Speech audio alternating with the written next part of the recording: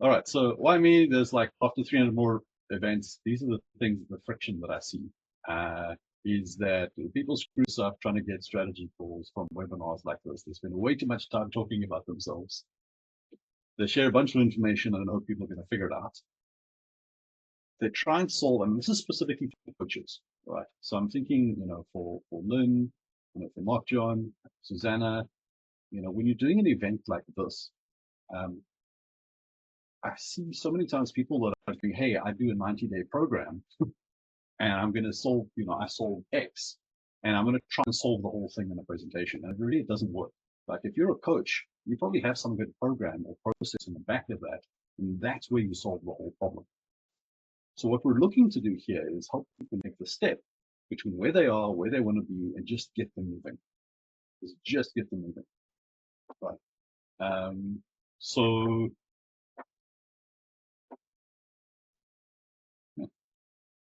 yeah. So I'm not clear about the next steps. And this next step, so I'm giving this specific context here about getting strategy calls. It works a little bit differently from sell from stage, but specifically, in your marketing funnel, it's about getting people to move and from there booking them onto a strategy call. So this is the problem that we're trying to solve.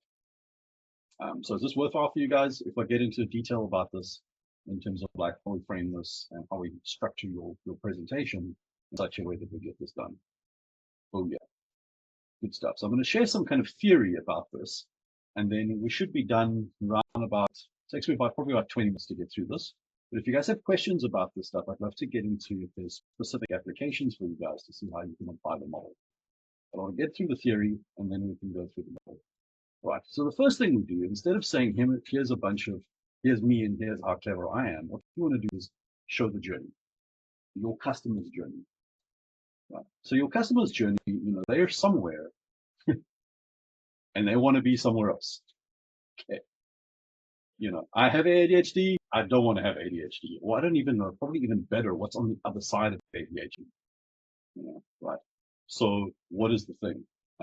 Now, your customers here, they want to be there. They want to be somewhere else. But in the way, there are obstacles, all kinds of stuff, lions, tigers, bears, stuff that's in the way that's preventing them from taking action, right? More than that, there's also internal noise. So the obstacles that are external, fine. There's challenges that they need to solve. But there's also the internal noise, the internal objections that they have. So when you understand your customer's journey, you can start to frame your communication in terms of the journey. Right. So what we're going to do in a presentation like this is not so much solve all of that. Okay. It's more about going, how do we show a different perspective? Did you see the little dude move over there? Did you see the dude move? Okay. We want to demonstrate a slight shift in perspective that makes a new way forward possible. Okay. And this is your program. This is ultimately what you're going to sell. You can't deliver the result of that, but what we want to show is the perspective. Here is a different way of doing this thing. Right? So that's the first shift, the perspective. The next thing we want to do inside a presentation like this is give a little bit more impetus. Like, why do you want this? What are we trying to get there? And speak to the outcome. Now, coaches that I've worked with typically are motivated mostly by mission. Like 100% there's got to be money. Right? There ain't no money, there ain't no mission. Right? And it's about making a living your purpose, making a living doing the thing that you feel compelled to do, in this life. Now, obviously, you need money to do this. So there's this sort of tension between how do I be true to my purpose, but also how do I get paid and how do I sustain myself in the meantime? Is that resonating with you guys? You felt that tension before? Fantastic. Okay. So those are some of the things of going, okay, cool, we need to get this done. And honestly, I think a lot of coaches, you guys seem to have, it's like this, like if I don't get this done by the time I leave the earth, I will feel like there's something I've missed out on. That's about how do we get clear on that. Something weird.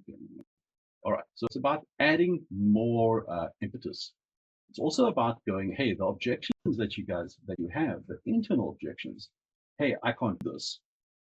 Let's get rid of some of those things. So again, it's not the practical details, but about saying, hey, what are the objections? Give you a different perspective, right? So I'm going to give you an example of a perspective on this. Is that I'm going to have you consider that if you have a purpose, if you have a God-given, universe-given purpose, if you feel that compulsion, then I'm going to have you consider that it's your duty to be filthy freaking rich, right? Because the only way you're going to get to that abundance is if you give everything that you have, right? And you're going to serve to the highest possible level. So if you go back to that image of this, you know, if you imagine over here, those lights represent all the people that need what you have. What is the inevitable result if you help all of them? Okay, just sit with that for a second and just consider that if you were able to help everybody that needed your help, what would be the inevitable result of the business that you would end up building? It would have to be profitable in order for you to serve those people at the highest level. And here's the crazy thing: it's not about, you know, doing things at the expense of people, but in service of people, right? Because there is a fair exchange of saying, hey, there's people that have money, and what they don't want is the obstacles in the way. And they're happy to swap. Hey, I have money that I have. What I don't want is this stuff. I don't want this stuff. Help me make that switch. And this is why I think coaching is so powerful. Like this life and avatar I'm obsessed with. Basically, you guys, right? Is that you have such a powerful leverage effect that if you can help people achieve what they want, there's a knock-on effect of that on the rest of the world. But if you can remove those people's obstacles from the world, what does that do for the people around the, in their space, their families, their businesses? Right. So there's an example of a perspective shift. Um, so remove those. Then the other thing is to introduce a little bit of fire, right? A little bit of dissatisfaction with where you're at, right? Because there is, like, I think that inertia is the most powerful force in the world, right? Because it's like it's so easy to just keep doing what you're doing. And I love to believe that people ultimately move towards what they desire and what their hope, dreams, and motivations are. However, we're biologically wired to avoid fear much more powerfully than we are to move towards pleasure. So there's a little bit of carrot and stick here to saying, what is the consequence of if you do nothing? Right? So when you're creating your presentation, what you're thinking of is your ideal customer. What are the forces that are acting upon them, and how can we start to just structure the environment so that they move from there to there, right? It's that subtle shift that we're moving from inaction, I can't do this, I don't know where to start, I don't, to I know what the next step is. I know what the single next step is, and we can start moving towards that. That makes sense? That's landing for you?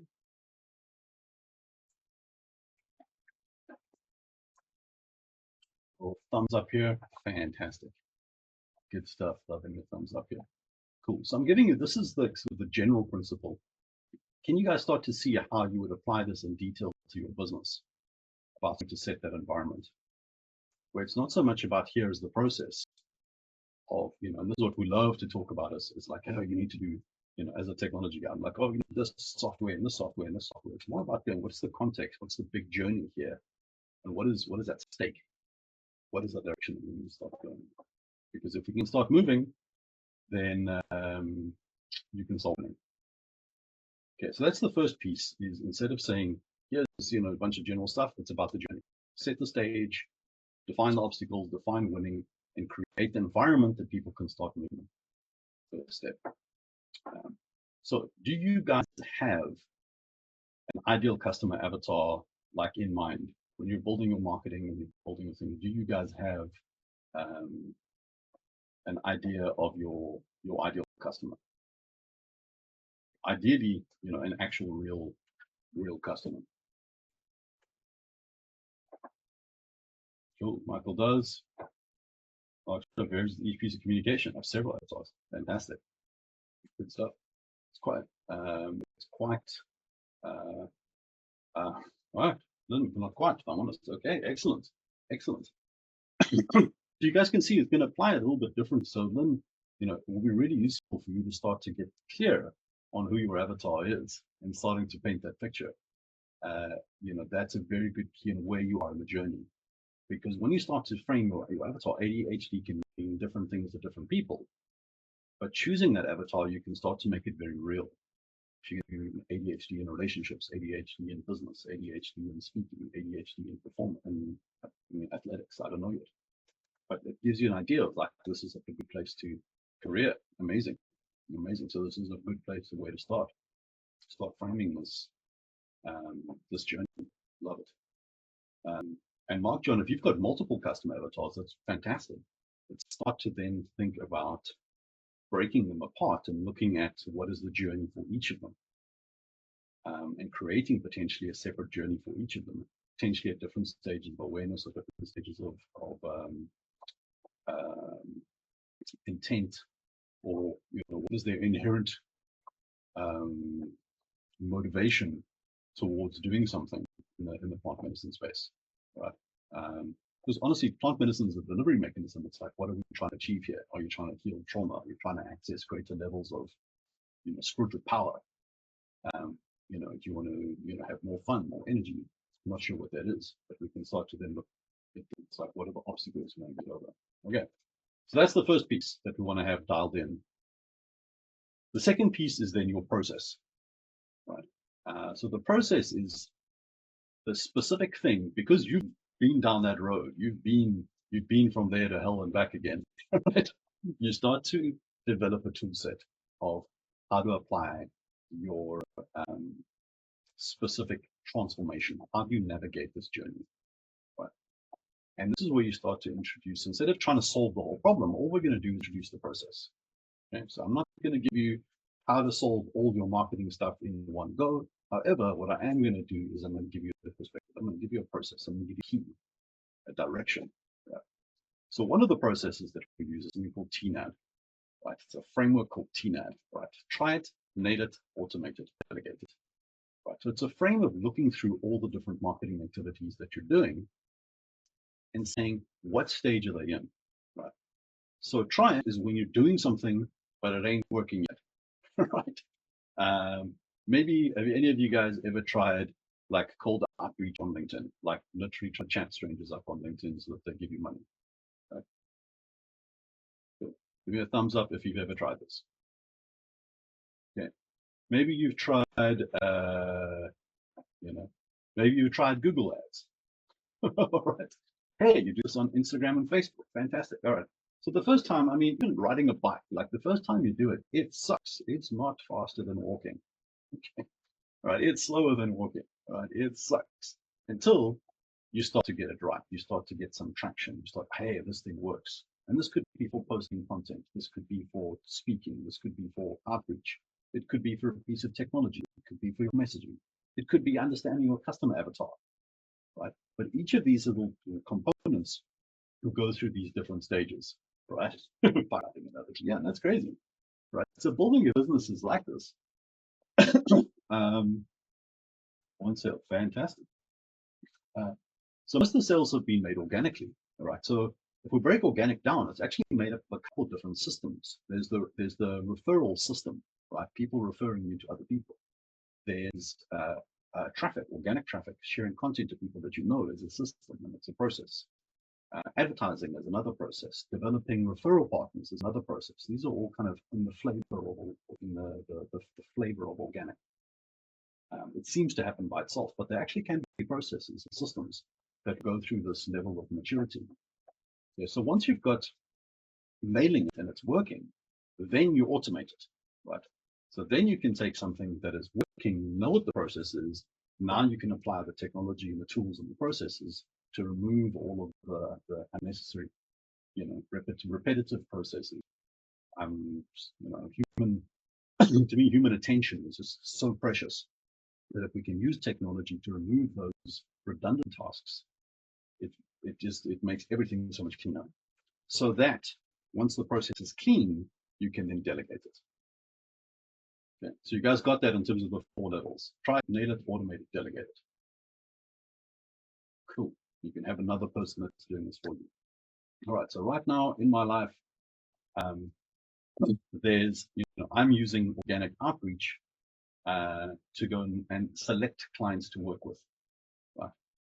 And I've got a VA that's working with me, and we're going through the process. So we tried it. It's, with the messaging, it was clunky, didn't quite work. Then we started to get messaging patterns that really worked. What we'll then do is take the working message patterns and embed them into a system, and then I can delegate that completely. So I'll continue to get more leads without having to work at it all the time. Okay, cool. So that's the framework, TNAD. So that's one part of the process. We understand that's the mechanism and the lens to view your marketing activities through. Okay.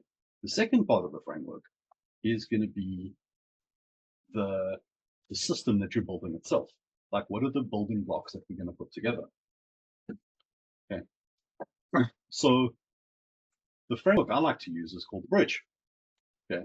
Not a funnel, but a bridge, because it's going to help people and you get from you to where you want to be.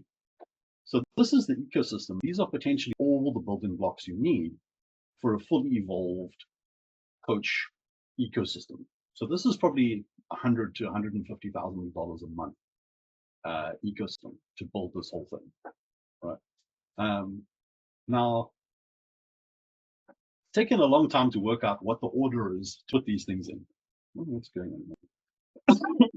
My mouse pad might be flat. But the journey of going, first clarify your message, then the offer, then the program, then the presentation that sells the program, then the outreach, then do live presentations, then build assets off the live presentations, and then power this whole thing with ads. Within that, in order to support this system, you have your software, right? Your infrastructure. So it starts with CRM. Once you got CRM nailed down, you're going to have message automation. Once you got that down, maybe a membership program. And once that's down, you need to have analytics across all of this so that you can see what out of all of this craziness is working. So that's a full ecosystem. Now, what most people try and do as coaches is, and you can see there's the live presentation, right? So the output of a live presentation is strategy calls. That's what we all came here for. Right. So this is one of the booby traps, is people tend to go straight for live presentation or straight for ads, or straight to outreach without building out the rest of the supporting infrastructure, right? And also they try and build it all at the same time. So what happens is you end up having all of these things, and they're all in the try stage, right? So you see that they're all red, so they're all in try stage. You try and do all of the stuff at the same time. We try all the stuff at the same time. Guess what? It's not sustainable, because all of this is burning attention. You're not specializing in anything long enough to take it through the 4 steps. And of course, what ends up happening is it all falls into the canyon. And you go, marketing doesn't work, it's sales. It doesn't work. Right. And it all doesn't work. And we go, marketing doesn't work. Okay. But it's because we've tried to build everything at the same time. Right. Okay, so this is an example of my process. Right. So I'm kind of demonstrating to you the process. I'm not solving all the things, but I want to explain, using the process, that this is a way of thinking about the problem, and I'm demonstrating how you can solve the problem. I'm not showing you that you can solve the problem, but we can demonstrate how we solve the problem. Yeah. So, so good news is, one is you don't need to build it all at once. Secondly, you also don't even need to build all the things. Your specific journey is going to be determined by your specific goals. Okay, so maybe you don't want to build a $100 million organization or $100,000 a month organization. Maybe you're $1,000 a month and you want to get to $5,000 a month. You're not trying to cross the Grand Canyon, we're just trying to cross the river stream. So you don't need to build all of those blocks. You don't need that whole ecosystem. Okay? You only need what are the individual pieces, and those three things you can actually do by yourself. So you can see the orange. So they're in the try it, nail it stage. You can actually do this yourself without ever delegating them, provided that they work. So you guys see the difference between how I'm applying the process to the problem. Got you. Okay. So this is my proprietary process, TNAD, and the bridge. And this is how we apply the problem to building a big process. Okay. So for you guys, that when you're doing a presentation like this, if you're wanting to get strategy calls, it makes sense that you have your process, right? So instead of saying, yeah, I need to explain the entirety of ADHD to you, it's more about here's the ABCs of ADHD. I'm just making something up here. But you could have your proprietary process that you use to say, here are professionals in finance that have ADHD that want to get from this level of organization to that level of organization. So can you see how you could make a journey a journey for that specific type of person, and then you could have your proprietary process that you apply to that journey. You guys get that? Okay. Let me give you an example, and a more practical example. All right. So we're busy working with Susanna and I are busy working together. Susanna is an amazing human being, and like definitely has had the visceral experience of connecting to that higher power, right? Of connecting to that force, like actually seeing the divine light, right? And she's had to walk through hell to get there. So what she wants to do is help more people have that experience. So the process that we've worked out, working with Susanna, again, this is all her work, but it's called the Great Escape. And the metaphor is a bird escaping a cage. So the process that she helps people go through is understanding what is the cage that they're in, and then as a process, a 90-day journey to help them escape the cage, right? And find out what's the other side of that. Susanna, do you want to share a bit about that? You're on mute at the moment, by the way. You're putting me on the spot.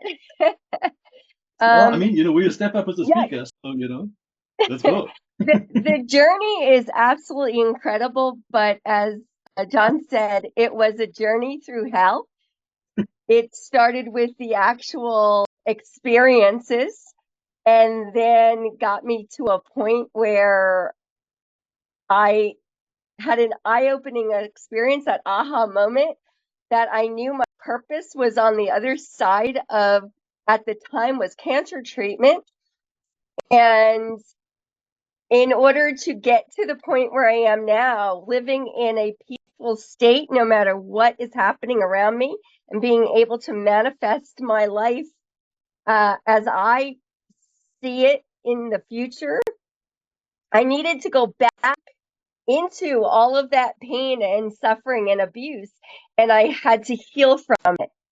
So when I got to this point where I can now help other people through their journey and with their journey, I am in a place that I can show them what that looks like, and I can take them on this journey. But I always tell them this is going to be a really hard, really ugly place and space for you to go through to heal. And you are going to have to be ready for it to happen. You're going to have to be ready for the transformation, and you have to do the hard work to get there. You don't know. You can escape your cage, but it's not free. Right. You got to do the work. You got to do the work You to have get there. to do the hard work. Amazing. Absolutely. And so the Susanna, do you want to share about your the process that we came up with? So you've got the Great Escape as the process, as the program, and then the specific map that we came up with that explains the process of how you escape the cage. Well, John, I think you can do that better, because John uses AI and it's really exciting and great, but I am like a tech deficient. I have this huge tech deficiency where I am like the baby that hasn't even held a cell phone yet, if you can vision that. And we've been working together, and as he puts my thoughts and my words into this wonderful program, it spits out all this stuff that I can say, wow, that's exactly how I'm feeling, or that's exactly what I'm thinking, or that's where I want to be. And I can say, no, you know what, that's not resonating with me, because I don't like being in that little space, and I don't like using those words. And he has been able to map out a program for me, a 6-week program, what that looks like, what that feels like. We are now working on my actual speech, because I do want to be a keynote speaker, and I want to be out there in the world sharing my message and motivating people. So that is the point we're at now. And I think I see you tomorrow morning where you actually present what has been accomplished. So I'm excited. Fantastic, fantastic. Super exciting to work with you as well, Susanna. So the process for each of you guys is going to be quite different. So the one we ended up coming up with Susanna was like a treasure map with different stages that you go through to get from where you are now, the knowledge of where your cage is, to going through all these different stages to get to the point where you escape, and all of those challenges that you go on.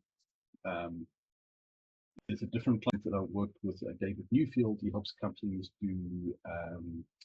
he helps business owners navigate different decisions. And the framework we came up with for him was the decision wheel, where it's like a spiral staircase that you have different stages of the decision-making process, but each time you go through it, you go to a higher and higher level. So, so this is the process. No problem, Suzanne. See you soon. See you tomorrow. So this is the combinations of these two elements. The one is your process. The second is one is the journey. The second is the process, and the two things can go together.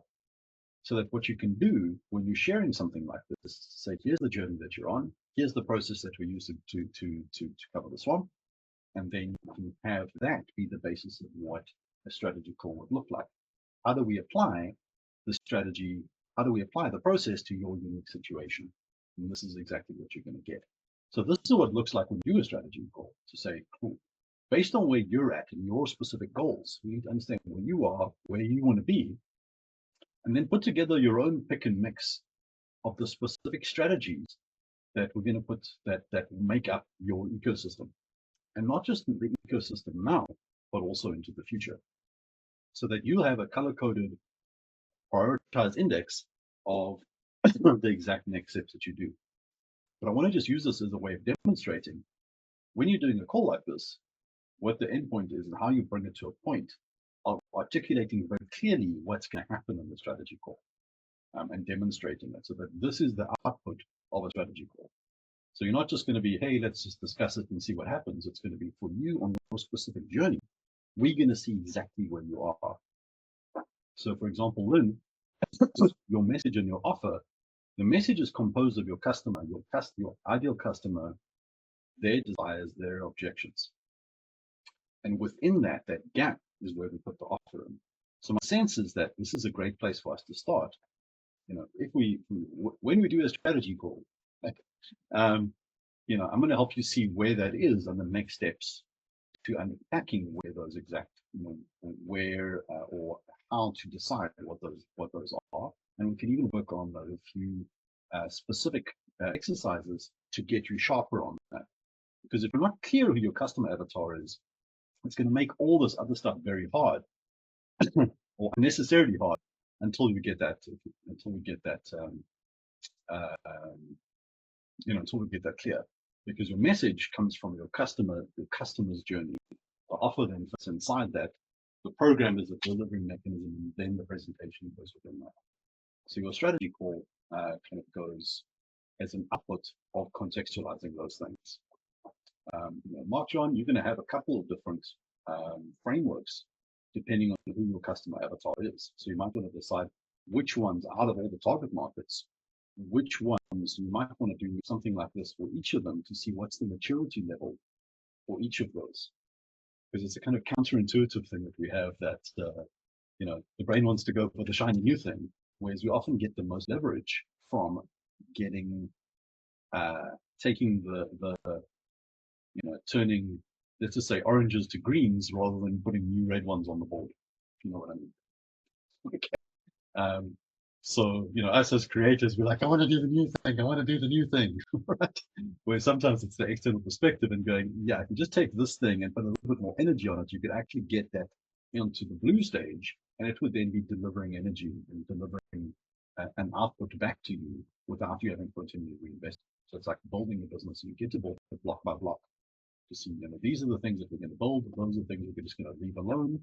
This is the status, the status of each of the components that are on deck, and you can decide, we can decide together what is the very single next thing that you're going to work on that you can then move forward. And to me, that's what a good strategy, helps people make a decision, help people navigate trade-offs. Cool. So we make the next step in the journey to apply the process, to say, I've given you the journey, we've got the process, now we're going to apply the process to you, and that's what the next step is.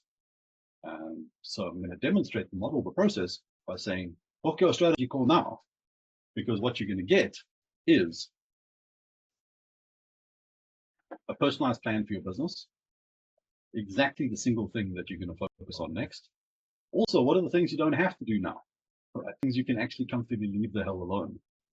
I'm going to give you some specific wins that cost no money. Like, here's some tactical stuff that you can do that doesn't cost any money that you can actually get going on right now that will move you towards your goals. And then also some things that you can do if you do want to invest some cash to go faster. Here are the strategic investments that you can make that are going to go faster.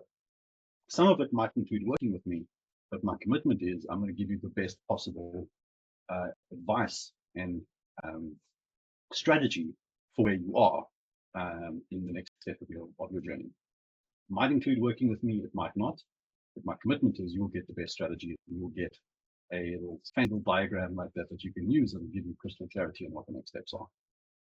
Does that sound like a win?